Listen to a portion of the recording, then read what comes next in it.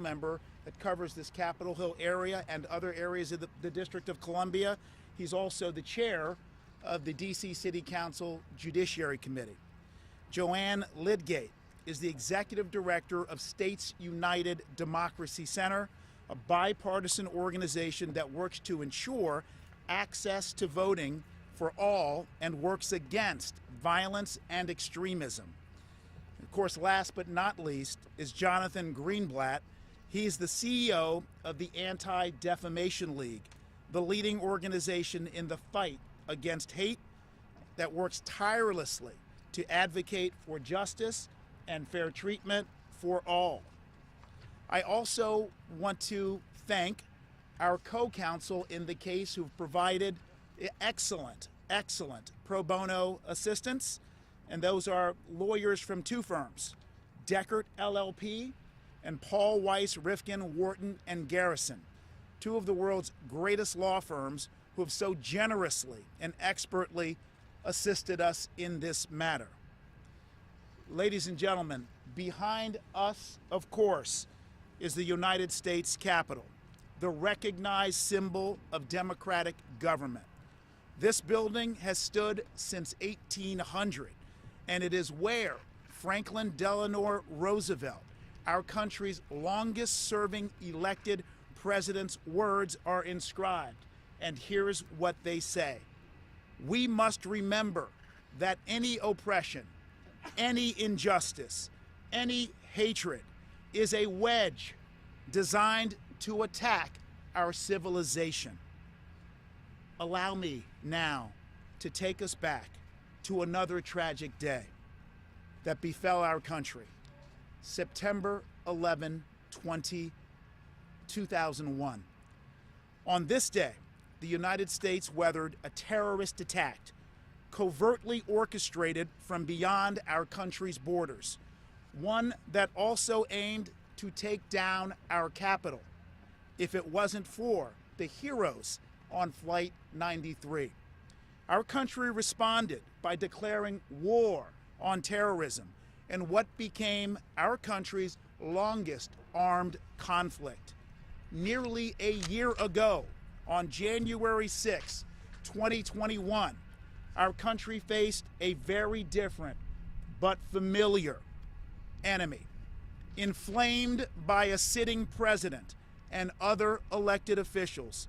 Fellow Americans dressed in military fatigues and wearing red, white, and blue were armed with weapons and materials that shockingly permitted them to construct a wooden gallows used to execute someone by hanging on the grounds of our hallowed Capitol. Like the planes that attacked the Pentagon and the World Trade Center and crashed in the fields of Shanksville, Pennsylvania, the images of that shameful and contemptible day can never be erased. It was like 9/11, a planned terrorist attack, but this time our own citizens were hell-bent on destroying the freedoms and ideals on which our country was founded and continues to aspire to achieve. January 6 was, to say the least, a brazen, violent, and deadly attack that traumatized this city, this community, and our country. And importantly, no one bore the brunt of this gutless attack more than the courageous law enforcement officers, including the men and women of the D.C. Metropolitan Police Department, who went into the fire and violence with one objective in mind: remove the violent mob and restore our country's fragile democracy. While some desperately want to rewrite history and sweep the events of January 6 under the rug, the District of Columbia and its residents have chosen to speak truth through this filing, through this complaint, through this case. It is for these reasons that the independent Office of Attorney General for the District of Columbia is filing the first civil lawsuit by a state or municipal government to hold accountable the Proud Boys, the Oath Keepers, and more than 30 of their leaders and members for conspiring to terrorize the District of Columbia, for unlawfully interfering with our country's peaceful transition of power, and for assaulting our men and women in blue who valiantly defended the Capitol, the district, and our freedoms. Specifically, we're bringing this lawsuit pursuant to local and federal laws, including the Ku Klux Klan Act of 1871, a Reconstruction-era federal law designed to protect our country against violent conspiracies, protect our citizens against violent conspiracies, like the attack that took place on January 6. In the complaint, which has been filed and is public, we specifically allege that these vigilantes, insurrectionists, and masters of a lawless mob conspired against the District of Columbia, its law enforcement officers and residents by planning, promoting, and participating in the violent attack on the United States Capitol.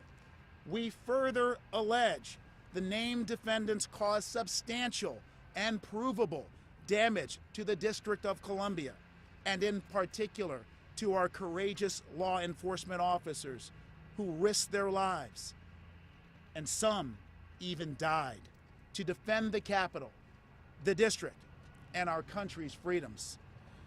As the Independent Attorney General, I have the responsibility to enforce our laws and hold these violent defendants accountable because they cause actual physical and financial harm to our city, its employees, and our residents. So, we've brought this suit for 4 reasons. First, accountability. Holding wrongdoers accountable is an American value, and it's at the core of my legal responsibilities. The defendants, as you know, were not tourists, nor were they acting patriotically. They were vigilantes, members of a mob, insurrectionists who sought to crush our country's freedoms. Second, deterrence. Our country is a country of laws. We certainly can and do disagree on a plethora of issues, both big and small. However, in the United States of America and in the District of Columbia, we resolve our disagreements in a civil, non-violent manner. Those who don't play by these rules must be held responsible to deter future violent and undemocratic conduct. Restitution and recompense is the third reason why we're bringing this suit today. Because in our country, when an individual or entity suffers physical, mental, and financial injury caused by the illegal act of others, the victims are entitled to restitution and recompense. We all agree that the tragedy of pedestrians hit by a vehicle by walking on a crosswalk are deserving of restitution and recompense at the very least. So too are law enforcement officers who were injured in the course of stopping a violent mob hell-bent on taking away our freedoms. Again, restitution and recompense, those are American values. And in this case, the defendants' unlawful actions caused the district to deploy unprecedented resources to repel and defeat an attack on our country's capital. During the height of the attack, approximately 850 members of the Metropolitan Police Department were at the Capitol and the immediate area surrounding it. Scores of officers required emergency medical treatment and continue to receive physical and mental health treatment today as a result of physical injuries and trauma that in many cases will last a lifetime. These costs, including the unavailability of officers who are not able to immediately return to their jobs of protecting DC residents, are substantial. And we will, through this lawsuit, seek to impose severe financial penalties on the organizations and individuals responsible. Finally, we filed this suit to seek justice for the brave men and women of the Metropolitan Police Department. Police officers sign up to protect our residents. This is true. But they don't sign up for war on our country. They don't sign up to being attacked by an armed mob, beaten with bats, poles, and fists, dragged down stairs, kicked and stomped by thugs. My mind goes to Metropolitan Police Department Officer Michael Fanone, a veteran officer who himself voted for President Trump in 2016. Obviously, Michael Fanone defended the Capitol on January 6th, and video evidence of Officer Fanone's testimony reveal that he fought valiantly against the mob. In doing so, he succumbed to the violent mob and was dragged down those Capitol steps. Officer Fanone suffered a heart attack and a concussion as he was repeatedly shot with a taser or shotgun and physically beaten. In Officer Fanone's own words, "Some guys started getting a hold of my gun and they were screaming out, 'Kill him, kill him,' with his own gun." A father of 4, Officer Fanone pleaded for his life. Fortunately, but not before ending, physically hurt and mentally traumatized, Officer Fanone survived. Ladies and gentlemen, MPD Officer Gunther Hashida and Officer Karl D. Freitag and a 3rd MPD officer, Jeffrey Smith, also put their lives on the line on January 6th, and they suffered mightily. Sadly, they took their own lives afterwards. This lawsuit seeks justice for them, their families, and the many officers who still live with the pain from January 6th. Let me thank you for gathering here today. Now let me pass the mic to Congresswoman Eleanor Holmes Norton, who has spent her life fighting for the equality that this country aspires for. She has spent her life fighting for the freedoms and democracy that the police officers fought for on January 6th. It is my honor to introduce you again to Congresswoman Eleanor Holmes Norton.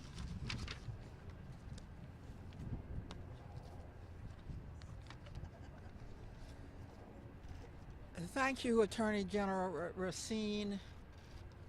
I appreciate how you have laid out the purposes for this press conference, and I particularly appreciate the lawsuit that you so creatively are bringing. I am pleased to welcome to the Capitol our other guests, whom you will hear from shortly. On January 6th, the U.S. Capitol was attacked by individuals seeking to overturn our democratic form of government, while President Trump refused to send in the D.C. National Guard to the Capitol. The Metropolitan Police Department voluntarily responded, protecting the Capitol, Congress, and democracy itself. Despite the ongoing attack, Trump delayed in deploying the D.C. National Guard to defend the Capitol for hours. To ensure this would never happen again, and to provide greater home rule and equality for the district, I was able to get included in the House-passed National Defense Authorization Act, my D.C. National Guard Home Rule Act, which would give the D.C. mayor control over the D.C. National Guard. I am very disappointed, however, that Republicans fought this provision and it was dropped from the final version of the National Defense Authorization Act. In their work defending the Capitol on that day, D.C. and the Metropolitan Police Department in particular, of course, incurred expenses. I was able to secure a $9.1 million federal payment to the district in an emergency supplemental appropriations bill that was signed into law in July to compensate DC for the direct costs of responding to the attack.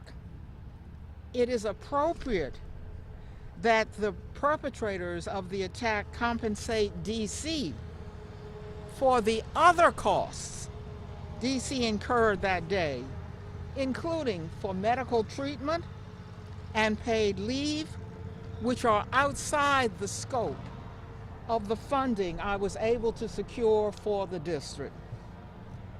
From damage to police property to medical expenses related to the attack, the perpetrators, by the perpetrators, including Proud Boys and Oath Keepers, must pay the District of Columbia. I strongly support and appreciate the filing of this lawsuit.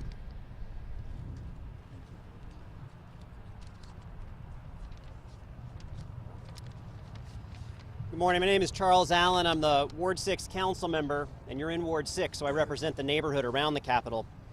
When I heard the Attorney General talking about September 11th, I couldn't help but look up at this blue sky and remember that day. And I think that January 6th will be as important in our nation's history as September 11th is.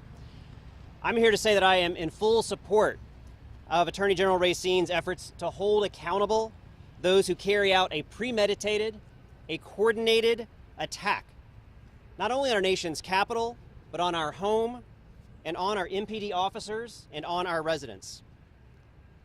The impact of January 6th, it was felt nationwide, but few Americans, I think, experienced it as personally as we did. The insurrectionists intentionally created a situation that ultimately cost the lives and endangered many more. It's difficult to describe the terror that our residents, my constituents, felt during this insurrection. The pain, confusion that we collectively experienced as we saw a mob descending on our venerated institution and desecrating it. The concern we had for our neighbors who work in this building. I also have oversight for the first responders of the district. And I can tell you that our men and women in law enforcement and EMS, fire and EMS, they put their lives on the line today. And still today, they are suffering the emotional and physical harm that they experienced. I've talked with many officers, it was their first time even going inside that building, and they carry it with them, and the emotional and psychological harm and pain is something that they will be fighting and working on for the rest of their lives and careers. Today's suit is one way that we can demand accountability, and frankly, healing as both a community, a city, and a nation. I want to thank Attorney General Karl Racine and his team, all the partners that have been a part of this, for their work to seek justice for DC residents, as we are too often an afterthought, even when national fairs play out in our very own front yard. Last January, my two children were 8 and 4 years old, and we lived just a couple of blocks that direction. And recognizing that I have to tell them, and they will read about the history of what happened on January 6th. And my hope is that measures like this, actions that we take today, will also be part of that story that's told as they get older, as generations come to understand what was at risk on January 6th and the ways in which we came together to fight back, to preserve our democracy, and hold those who put it in jeopardy accountable. So thank you to the Attorney General, Karl Racine, and to everybody who's a part of this. Thank you.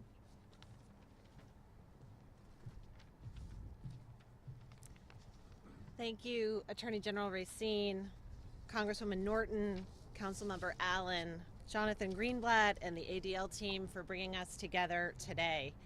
We're so grateful to have you as partners in this groundbreaking case.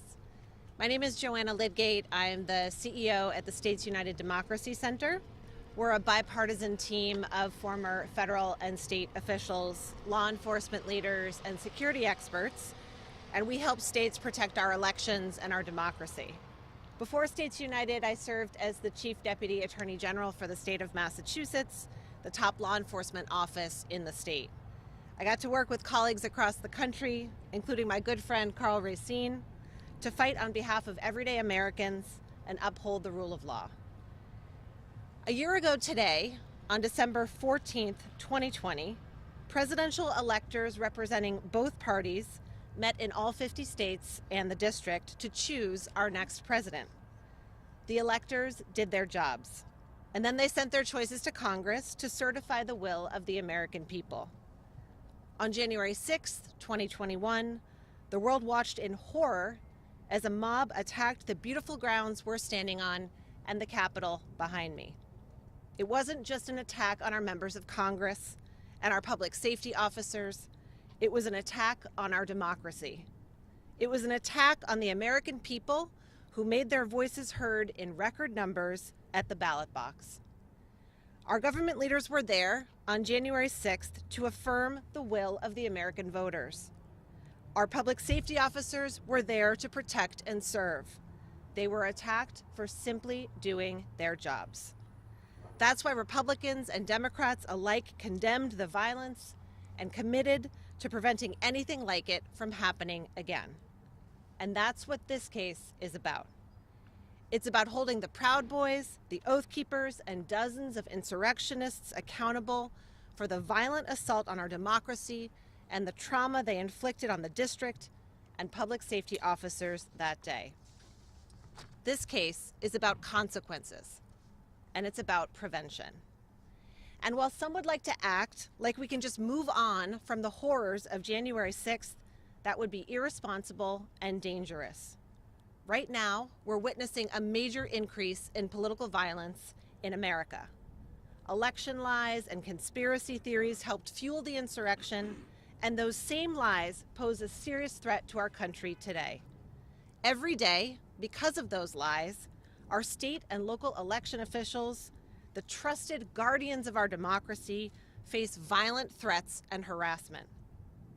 The attack on our democracy is far from over, and if we don't take action, we risk letting violence become a feature of our political life. We won't let that happen. We're a nation of laws, and there are serious consequences, legal and financial, for trying to hijack an election. History tells us that accountability is critical to moving forward.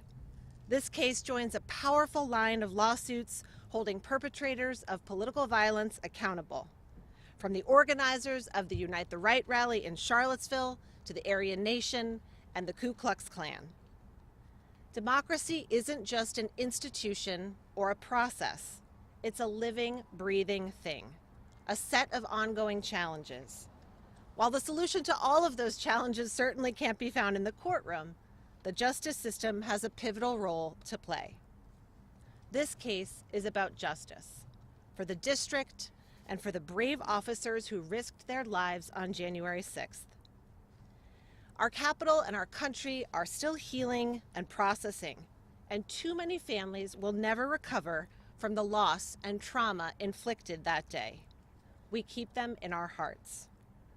Today, we also reaffirm our commitment to safeguarding the democratic system, the American foundation that those officers and those members of Congress were there to protect.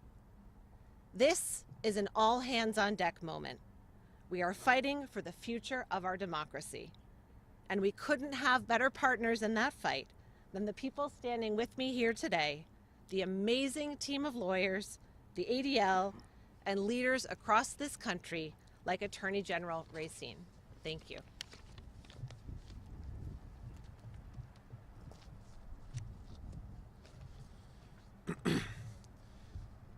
Thank you, Attorney General Racine, Delegate Norton, Councilmember Allen, for having me here today, along with my colleague Joanna Lidgate from States United. ADL is the oldest anti-hate organization in the world, and we are truly honored to work with you on this landmark lawsuit on behalf of the District of Columbia against the Proud Boys, the Oath Keepers, and more than 30 individuals who coordinated an act of domestic terrorism against our democracy right here in this place. We take this responsibility seriously. For more than 100 years, ADL has worked to stop the defamation of the Jewish people and to secure justice and fair treatment to all. To deliver on that mission, we have been at the forefront of strategically monitoring, exposing, and countering extremist threats from across the ideological spectrum. ADL's experts tracked the planning for the January 6th attack on the Capitol. We helped to identify the perpetrators and any connections that they had to groups like the Proud Boys and Oath Keepers. And we are deeply honored now to be putting that expertise at the service of the District of Columbia and the brave officers who were injured or killed on a result of that day. No one will forget the images we saw on January the 6th. And for the Jewish community, seeing individuals wearing anti-Semitic t-shirts with images like Camp Auschwitz on them while storming the Capitol building was particularly searing and traumatic. Make no mistake, January 6th was not a peaceful protest. Indeed, it was the most predictable terror attack in the history of our country. Countless law enforcement officers suffered physical injuries and lasting emotional trauma. 4 officers who responded that day have died by suicide. We are here fighting for justice for them, for the sanctity of our nation's capital, and for our democracy, because the violence perpetrated on that day, while unique in its severity and scope, was far from an isolated occurrence.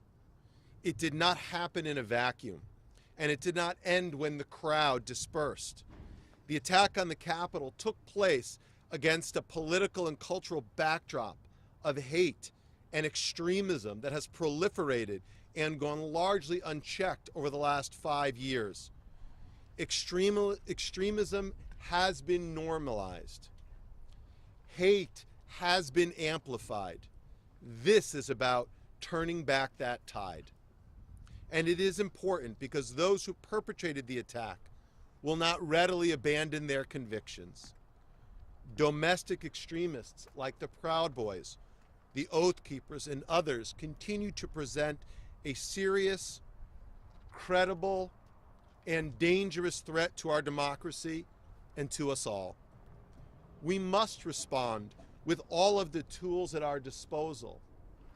We are all at risk if we fail to do so. Accountability for January the 6th is critically important to preventing another violent insurrection from happening in D.C. or in state capitals across the country. And that is why I am so proud and so humbled to be standing here today alongside this courageous and talented team. Thank you. And now I'll hand it back to Attorney General Racine.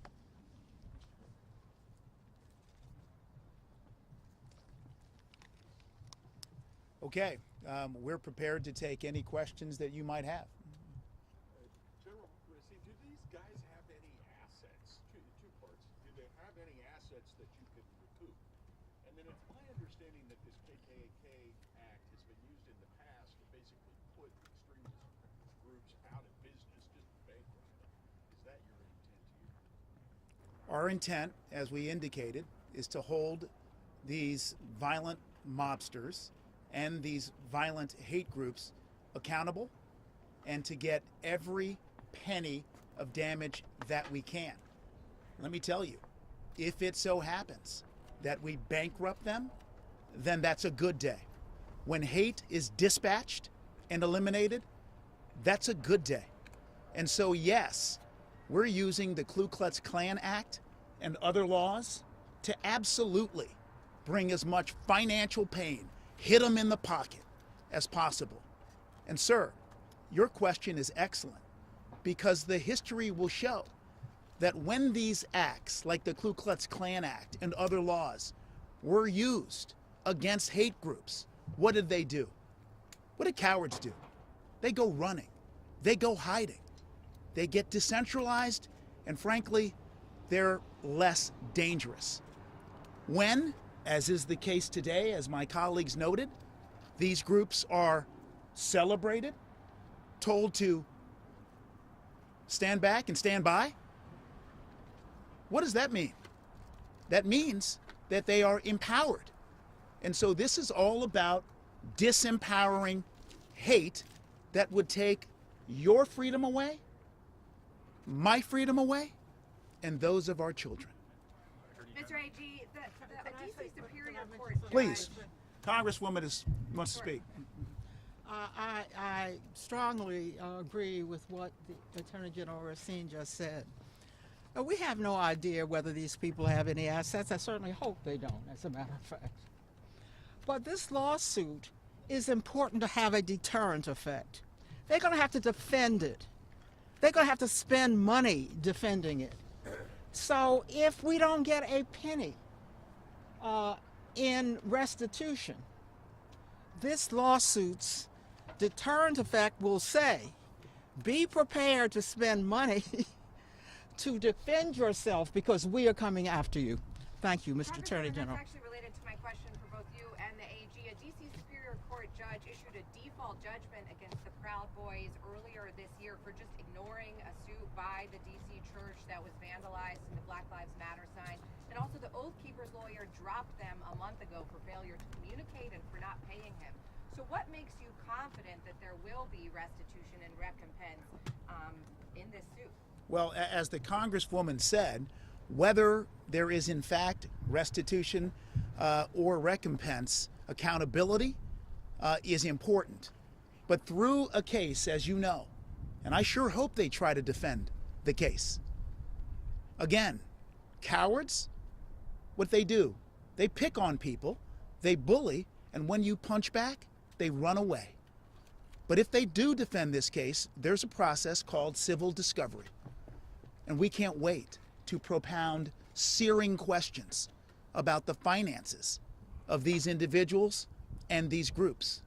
From where did the money come?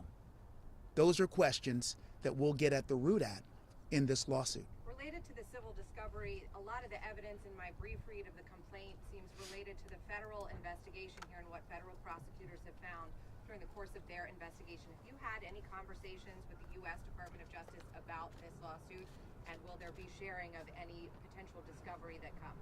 So I think at this point it wouldn't be appropriate for me to talk about conversations that may have occurred between the Office of Attorney General and this legal team and the Department of Justice. I do think it is important to emphasize that our case is a civil case. I think it's also important to emphasize that federal judges, let's be honest, you've reported this, federal judges have been deeply concerned at the extent of the penalties that have been assessed via certain plea agreements. I can guarantee you that as we proceed, we are going to seek the maximum level of financial penalty. Next question, please. Sir, another criminal justice matter. DC has released its audit of the forensic crime lab. I know you've been an advocate for releasing that. I'm curious, do you believe any of your cases will be in jeopardy? So the reporter is asking a question regarding local DC matters that are quite serious concerning our independent forensic lab.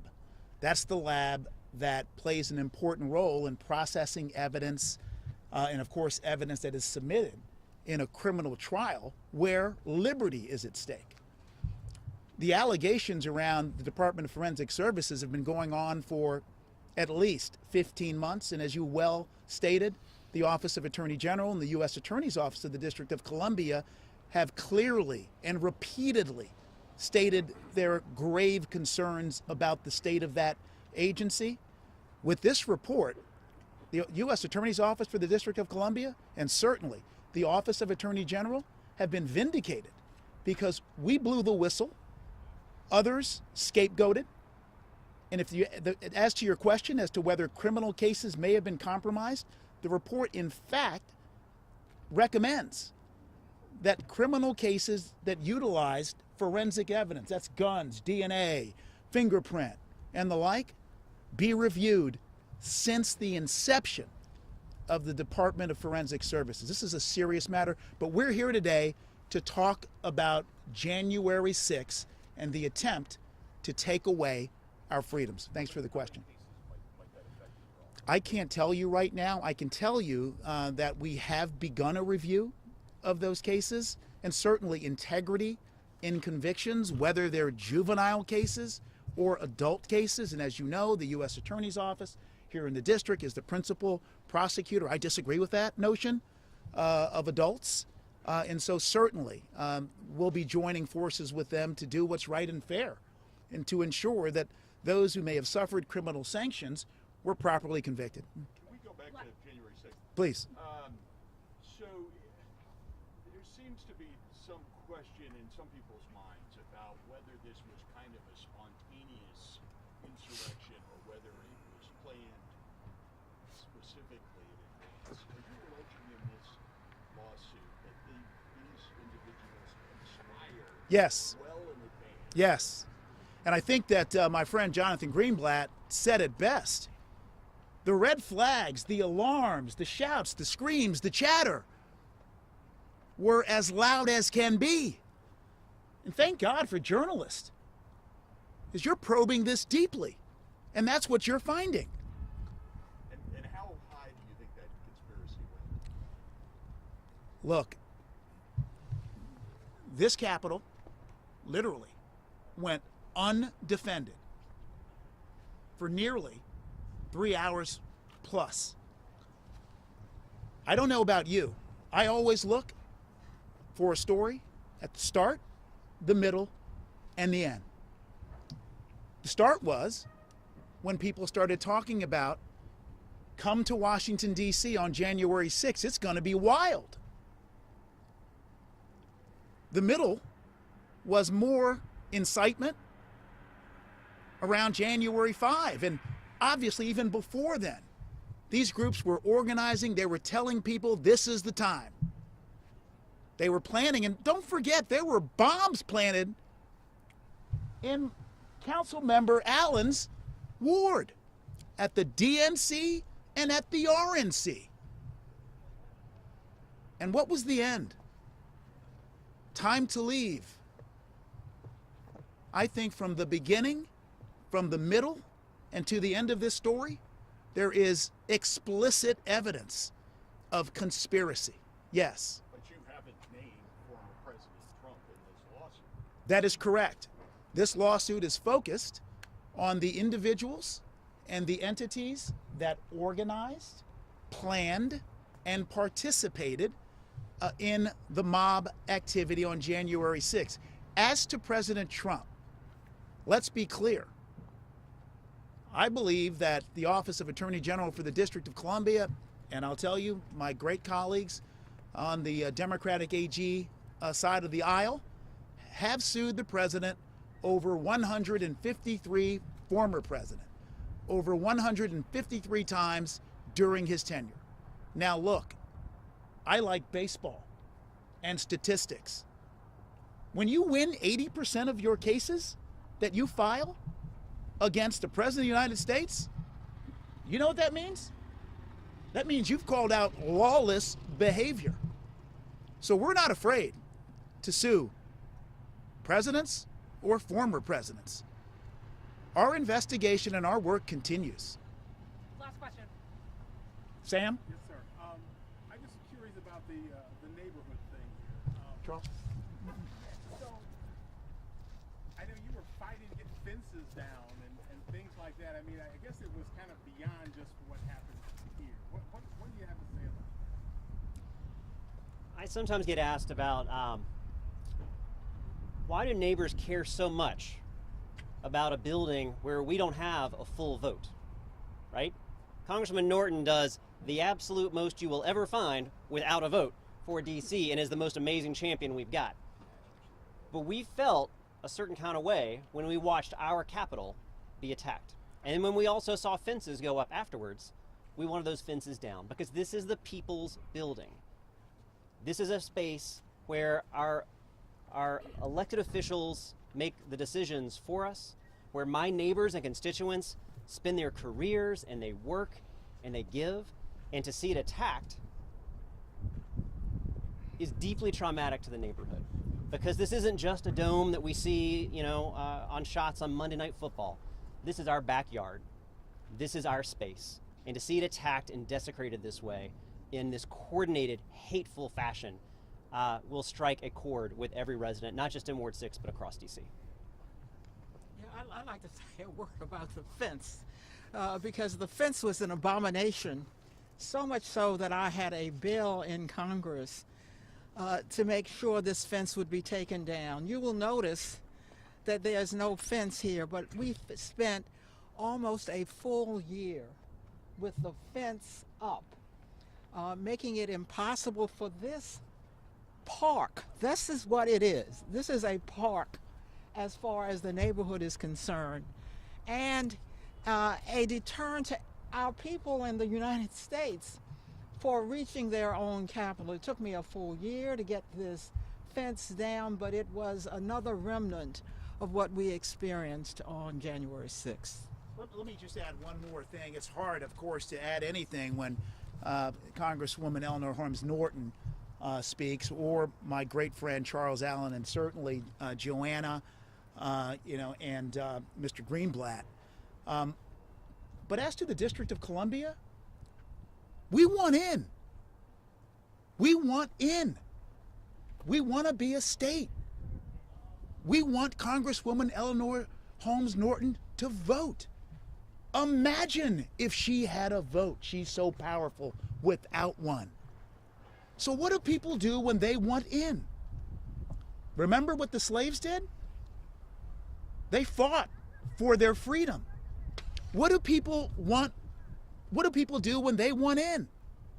World War I, World War II, African Americans, the Tuskegee Airmen, they fight for our country's values. In D.C., we want in.